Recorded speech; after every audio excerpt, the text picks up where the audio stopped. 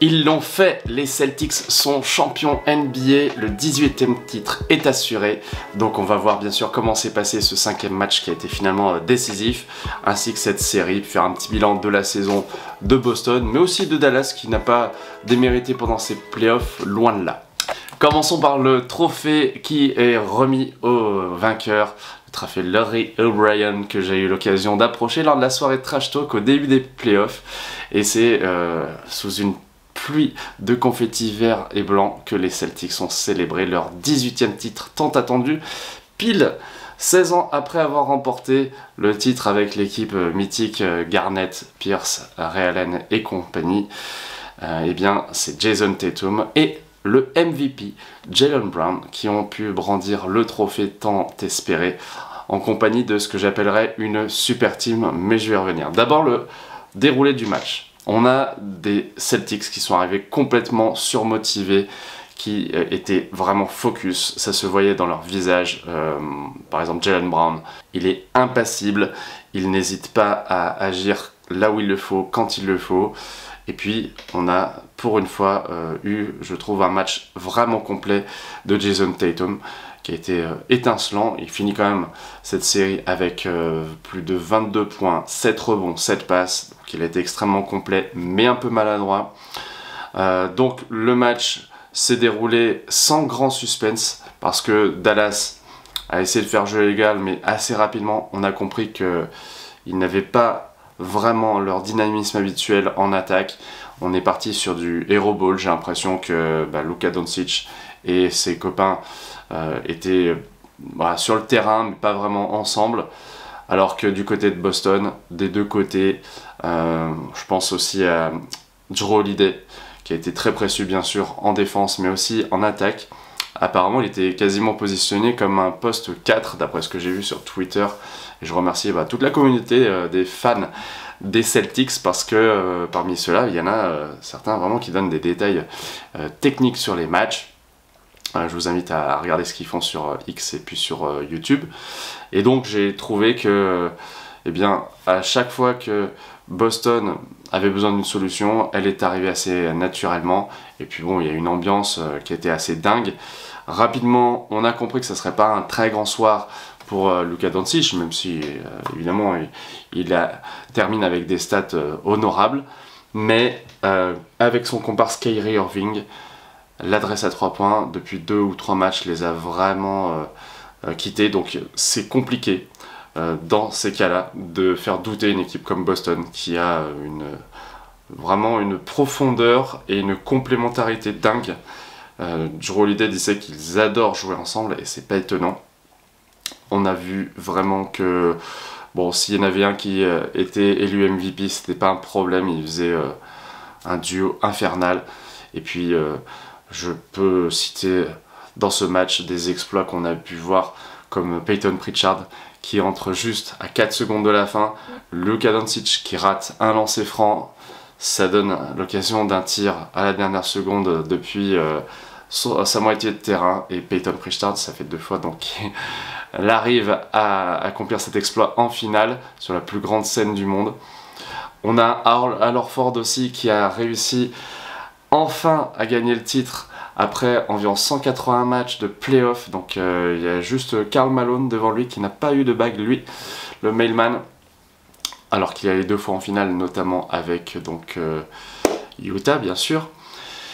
Et puis certains joueurs ont vraiment donné littéralement d'eux-mêmes. Je pense à Derrick White qui s'est jeté comme pas mal de ses camarades au sol pour ses balles perdues, ce que ne faisait pas du tout Dallas, en tout cas avec ce niveau d'intensité. Et il s'est retrouvé la tête écrasée contre le sol et a perdu une dent. Et ça n'a pas fini du tout en drame, il en rigolait, y compris à la fin. Il a dit qu'il aurait aimé à limite perdre toutes ses dents contre un titre. Donc ça montre à quel point on avait une équipe qui était déterminée. On a senti aussi que pour Jason Tatum, un peu comme LeBron James quand il a eu son 4e titre, on a senti qu'il avait envie qu'on le respecte, qu'on arrête de le critiquer. Certes, il a remporté avec son équipe 64 matchs sur 82. Il a mené une campagne de playoff extraordinaire avec une seule défaite à l'extérieur. 4-1, 4-1, 4-0, 4-1. Donc c'est vraiment une série comme on a rarement vu. Après il y a eu des blessés chez les adversaires, on en a déjà parlé, mais quand même il faut faire le travail et le faire bien. C'est ce qu'ils ont fait les Celtics, et peuvent être vraiment fiers d'eux parce que c'est un groupe, moi, que je trouve extraordinaire. Ces dernières années on a parlé des super teams, c'est-à-dire ces équipes qui sont construites autour de 3 ou 4 stars. Je vais prendre par exemple les Suns cette année avec Kevin Durant, un joueur all-time, Devin Booker qui est déjà allé en finale et qui a une place assez importante en NBA. On a aussi Bradley Beal qui avait remporté ou presque un titre de meilleur scoreur. Et pourtant ces équipes-là ne fonctionnent pas. Et c'est pour moi la victoire du basket. Pourquoi? Parce que le basket, moi ce que j'aime c'est son côté complémentaire. Le fait qu'il y ait des rôles répartis, une hiérarchie, une complémentarité. Et c'est exactement ce qu'on a à Boston, en sachant qu'ils ont quand même ces dernières années fait des choix parfois difficiles, mais courageux. Brad Stevens, qui était l'ancien coach, qui est maintenant un peu le GM, donc celui qui organise tout en coulisses, il a accepté de se séparer de Marcus Smart, pourtant défenseur de l'année, qui donnait quand même des gages d'intensité sur le terrain, mais à qui manquait ce petit quelque chose qui fait la marque des champions, je pense. Robert Williams aussi, qui était souvent blessé, il a été remplacé par un joueur laiton, donc Kristaps Porzingis, capable de se mettre à l'extérieur et d'artiller de loin, tout en imposant sa taille aussi si nécessaire. Donc le jeu des Celtics, il s'est construit, il s'est façonné. Jrue Holiday a été échangé un peu à la va-vite, en tout cas sans être vraiment prévenu. Il était assez amer quand il est arrivé à Boston, mais je pense qu'il a été adopté. C'est son deuxième titre, donc vraiment je suis impressionné par ce qu'il a été capable de faire. Et puis, sur la question, Jaylen Brown mérite-t-il son MVP des finales, de même qu'il avait été MVP de la finale de la conférence Est, pardon. Je trouve que c'est complètement mérité pour une raison, c'est que cette équipe, c'est une équipe de two-way players, donc des joueurs qui sont très bons et très complémentaires en attaque, mais aussi en défense. Et lui, il a dû défendre dès la première action de la finale, y compris aussi lors de ce match 5 décisif, sur l'un des génies créatifs de ce sport, Luka Doncic, qui ne brille pas par sa défense, mais on va y revenir. Et vraiment, il lui a mené la vie dure. Je pense qu'avec Luguentz-Dort d'OKC, c'est le défenseur qui a le plus posé de problèmes à cet attaquant qui a marché sur l'Ouest, quand même, qui a détruit des équipes, avec bien sûr ses coéquipiers. Donc voilà, c'est quand même pour moi amplement mérité que Jaylen Brown, avec son rôle déterminant sur les premiers matchs, là il était peut-être un peu moins performant sur le match décisif, mais voilà. Je ne sais pas ce que vous en pensez, mais c'est toujours intéressant d'avoir votre avis en commentaire. Et puis comment ne pas citer Joe Mazzulla, ce coach qui était arrivé dans des conditions quand même spéciales. Il y avait un très bon coach, Ime Udoka, qui a eu des problèmes extrasportifs avec des femmes de l'entourage du club, et du coup il a été mis à l'écart après enquête, donc il y avait quand même une atmosphère assez lourde.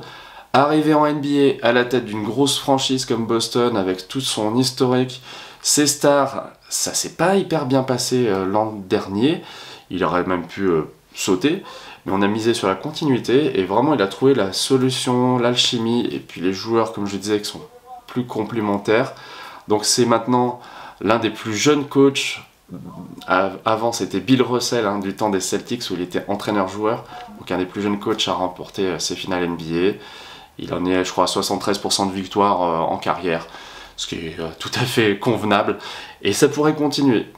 Ça pourrait continuer parce que ces Celtics, ils sont en place, ils sont relativement jeunes, les joueurs sont sous contrat, même s'il va y avoir des petits chèques à sortir bientôt. Et ce coach, il a su trouver un style de jeu, il a su trouver aussi une méthode, notamment, je crois que je vous en parlais dans une preview, il a parfois montré des vidéos de sport autres que le basket, du MMA pour la combativité, des vidéos documentaires sur les animaux comme comment on chasse les orques, Et je trouve que c'est intéressant de parler comme ça, d'une certaine façon, par métaphore à ces joueurs. En tout cas, ils ont parfaitement compris le message. Et moi, de voir Jason Tatum, qui est, moi je trouve un joueur que je respecte de plus en plus, maintenant qu'il a la bague, comme son idole Kobe. Le voir avec son gamin Deuce Tatum dans les bras, exploser de joie, et vraiment être soulagé, dire we did it, on l'a fait. Et qu'est-ce qu'ils vont dire maintenant? C'est une façon de dire, malgré tous les doutes qui ont pu émailler la carrière de Tatum, vraiment, ça y est, ils sont sur le toit du monde, ils peuvent y rester les années prochaines, ça dépendra de pas mal de choses, mais vraiment, ils ont déjà accompli cette aventure. Et puis bravo à eux, parce que vraiment, ils ont été dominateurs toute la saison.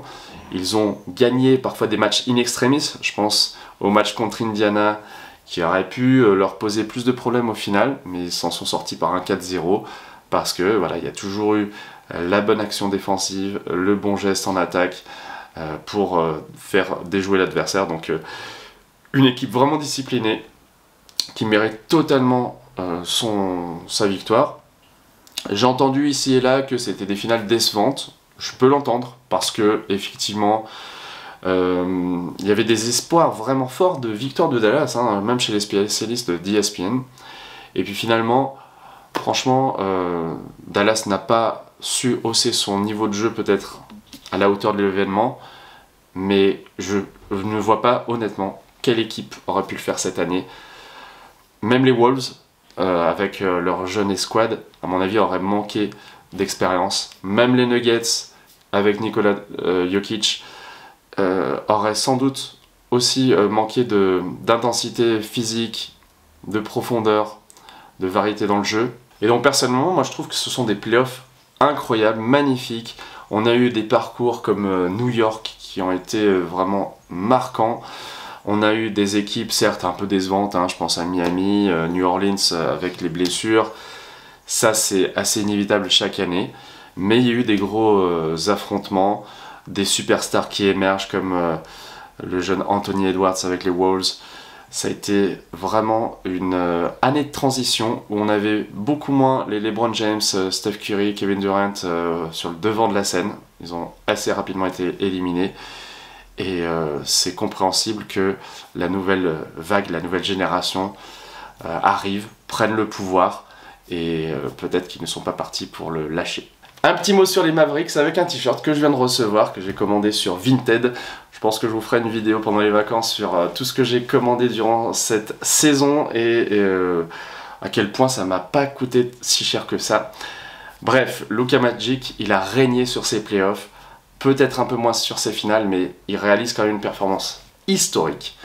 Être le meilleur marqueur, le meilleur rebondeur, le meilleur passeur, le meilleur tireur à 3 points en termes de panier rentré, j'en oublie sans doute. Donc bravo à lui, on sait que c'est un joueur surdoué, qui est exceptionnel en attaque. Évidemment, il y a quand même ce gros point noir en défense, où clairement dans les attitudes, je parle même pas de la forme physique, je parle des attitudes. Il était trop souvent droit sur ses appuis et non pas fléchi. Donc, soit quand il était en opposition directe, soit quand le ballon arrivait près de lui avec un attaquant, eh ben, il n'était pas prêt et ça a créé des trous, des espaces. Les Celtics ont pris 15 rebonds offensifs, 51 rebonds au total, donc ils ont été dépassés. Et c'est presque surprenant parce qu'on a vu qu'au tour précédent, les Mavericks s'en sont très bien sortis face aux Twin Towers, Karl Anthony Towns et Rudy Gobert. Ils ont su les dominer. Et des joueurs comme Daniel Gafford ont fait des finales assez moyennes, voire mauvaises. Tout comme PJ Washington, pourtant qui a été intenable face à OKC en demi-finale de conférence Ouest. Je pense également à Derrick Jones Jr., un joueur qui habituellement était plutôt un joueur de banc, qui s'est transformé en titulaire, en chien de garde, en rebondeur, en marqueur à 3 points. Et là, il est redevenu le Derrick Jones Jr. qu'on connaissait. Bref, ça a été un peu la baisse de niveau sur ces finales pour les Mavericks. Jason Kidd a sans doute manqué aussi un peu d'inspiration. L'utilisation du banc Dante Exum, je pense, aurait pu apporter plus, tout comme Jaden Hardy, qui est un scoreur.